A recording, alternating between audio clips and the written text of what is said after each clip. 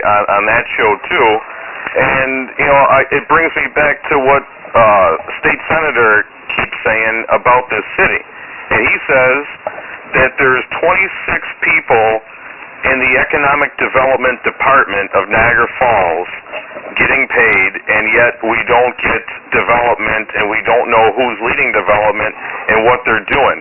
Is that true? Well, the reference may be to community development, and community development also manages the housing program that's federally funded, and NFC, NFC, and whatever is left of urban renewal.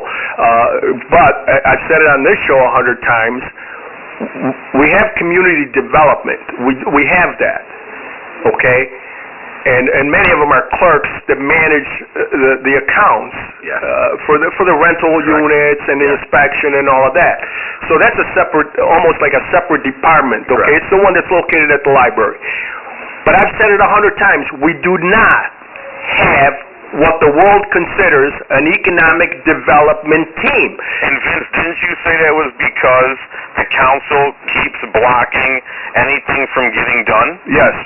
Yes, and a good example of that is when they fired Zucchelli, who had a nationwide reach, and he's the one that really was promoting the 3 projects that I keep talking about downtown, that for various reasons,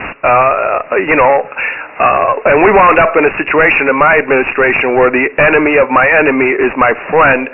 So all the ones that wanted to see downtown not prosper for a variety of reasons. Okay, hey, Sam, do you think that that's true, that we don't have development and we can't deal with a guy like Vince had because council blocks and the people that are in administration can't get along with that person? No, actually, under my as the chairman of the city council for my 4 years, I put up a lot of money for development as the chairman. I allowed millions and millions of dollars to pass through the city council to renovate a lot of those downtown hotels, to build the culinary, to redo Hope 6. We let millions of dollars through under my watch to create economic development. Yes, we did terminate Peter K. because Peter K. was just wasting our money producing nothing with $110,000 worth of embarrassment for 2.5 years. That guy had to go. He wasn't worth anything at all. It was a solid joke.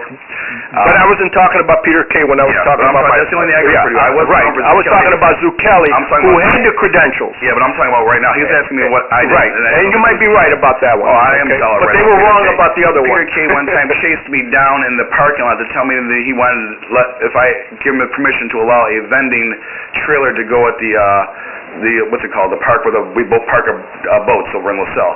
Now what about this? I said, you're wasting my time chasing me around the parking lot over there. I said, who cares? Give him a permit. You know what I mean? Right.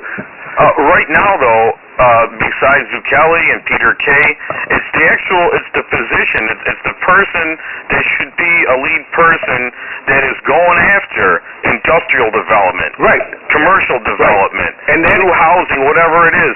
What do we do if we don't have that person, and yet the claim is out there by our own senator implying that we have so many people in the department and can't get it done? How do we get a person back in that lead position? Or is it that we're considering that USA Niagara, which is just in charge of downtown, are they the only people that are in charge of development, or isn't it better for the city to have its own person working in a department and trying to get this type of stuff done? Mr. Zucchelli worked with USA Niagara all the time on the issues that we were trying to advance. But look, I agree, Rob, to a certain degree on that. There should be one person to go to because there isn't one person to go to. But what has stopped the mayor from the day Mr. Peter K. was sent home to bringing somebody? God only knows, because at one point in time, the NFC almost did hire somebody as a replacement. I didn't attend the meeting because I had some personal things to take up. There's still 9 other members there. Somehow the whole entire deal blew up. The person didn't get the job, and we have an economic development. But see, economic development should be separated from silly politics like they did it in Buffalo. You know, everybody talks about Buffalo. Oh, look how Buffalo is doing. Well, a couple things came into play. Number one, they finally freed up the waterfront, okay, for development. That was number one.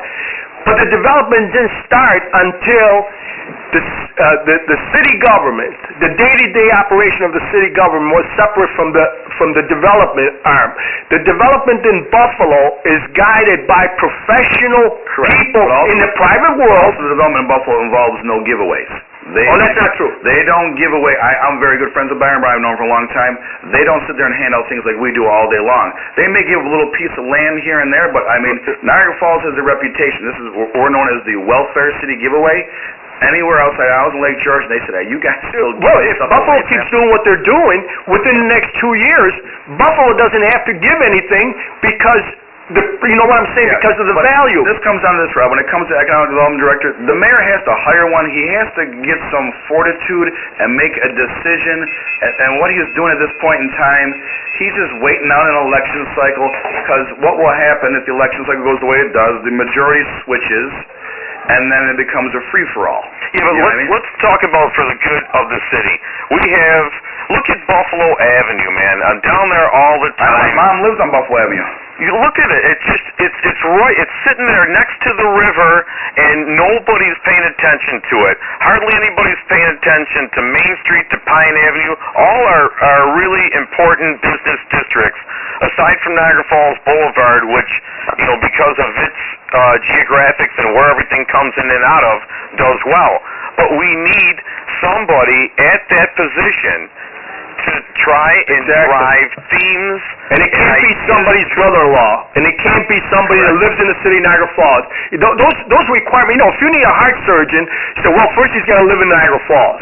Vince, it could be someone from Niagara Falls. And even if it is somebody's brother-in-law, as long as they're performing and they're getting the job done. No, I'm not slamming Niagara Falls. What I'm saying is all the searches that have been done in the last 10 years hasn't brought one person that fits the qualifications of the RFP. I don't see any searches going on right now. I don't know about right now. There's no searches. I can only talk about the stuff that I know. This is what we need. We need it now. Our city is crumbling around us. Rob, I know firsthand. On my street alone, there's 2 foreclosures. I live in a very nice neighborhood. The houses are falling into foreclosure. I mean, it's a sick joke what goes on here. We have a mayor who won't crack down on the criminals, you know what I mean, because he's worried about all that garbage. I'll tell you something. What you need is somebody like Rudy Giuliani to come in here in this town and be the mayor and just wipe out all the criminals, drive them out of this city, continue to do our demolitions, continue to clean up this place. Then you'll get economic development. But until then, when we're worried about all these pie-in-the-sky dreams, and meanwhile they're robbing every house in DeVoe every night, old ladies are getting robbed off of Pine Avenue continuously, it's like LaSalle's getting robbed every night. I mean, when does it stop? I mean, we have a great police chief in place right now who's doing a very good job cracking down on them, but we need to have a mayor who's willing to take on that Warsaw guy, whatever, and say, look, get out of here. I got to take this city back for the people, because guess what? We're still leaving in droves. Well, here comes all the council races are here. Why don't these things come up in a meaningful way? Why don't we get off the back and forth stuff and actually just rally around what we need and make those the points of conversation, so people forget about all this t-shirt that, all this hotel that. Let's get down to the nitty-gritty and get this on board so people are talking about something constructive that's going to lead to something. Correct. Instead of this back and forth junk that everybody's tired of and it's not getting us anywhere. Oh, I'm friggin' sick and tired of the crap that goes on in this town, Rob. Believe me, there's a reason why you live in the town and we feel I'm still stuck here in the Falls. You know what I mean? Lewiston, Sam. Lewiston, you know what I mean? We got to sit on a bench and discuss this further. Listen, hey, I'm anchored on 31st and Pine. That's my second home, man. No, I know it is, and we're grateful you're here, but the point is this. Everybody's fleeing because the press is so worried about making these stupid controversial issues to sell papers that it's not important. Anything we have important to say never gets placed in there. It's like open up the conduit for what we want to talk about in these debates that are coming up, and put it out there in front instead of okay, here comes the Block Club Council debate and the questions are staged or whatever. Oh yeah, they're always staged. And that's not good. We need a more open forum. And if it has to be on Sal's show or Vince's show or wherever it can be. You're not talking about self